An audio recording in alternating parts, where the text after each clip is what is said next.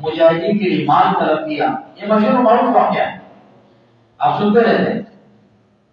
جب مجاہدین کی یعنی جہاد کی تیاریوں کے لیے آپ نے مال طلب فرمایا صحابہ کرام سے، تو ہر اپنا اپنا سامان لے کر آیا، اپنے گھر سے اپنے مال سے نکال کے آیا. حضرت فاروق رضی اللہ تعالیٰ عنہ اپنے گھر کا آدھا سامان لے آیا. اب یہ بھی کم سخاوت نہیں تھی،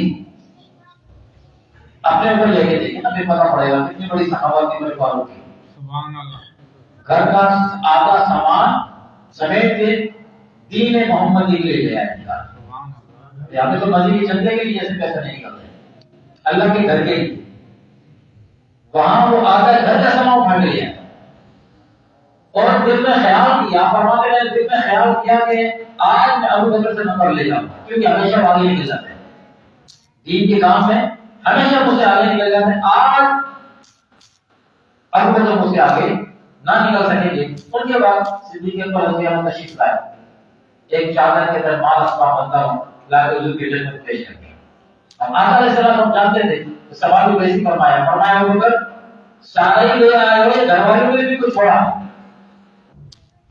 کیا رسول اللہ صلی اللہ علیہ وسلم فدا آپ کی ہوگی، میں میرے نوا آپ کی قربان ہو جائیں یا رسول اللہ.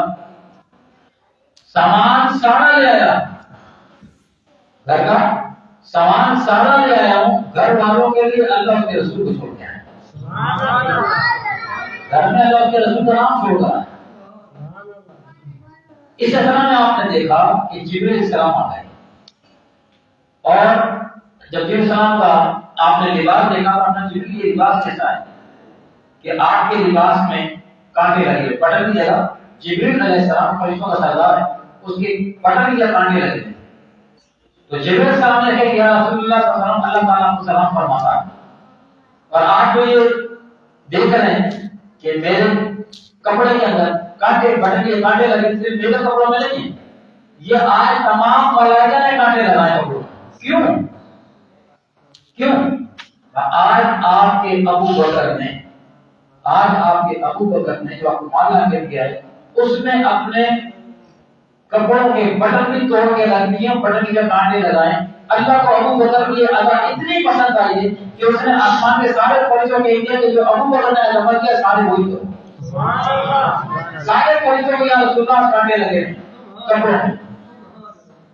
غلام محمد کی ادا اللہ کو ایسی پسند آ گئی کہ پوری مخلوق کو دنیا کے صدیق کی اتباع کرو. پھر انہوں نے فرمایا ابو بکر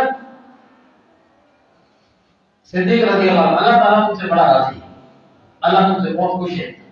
اور اللہ تعالیٰ فرماتا ہے کہ کل بروز قیامت صدیق کو خوشخبری دے دے، اشارہ دے دے، بغیر حساب کتاب کے آپ جنت میں جائیں، کوئی حساب کتاب نہیں ہوگا.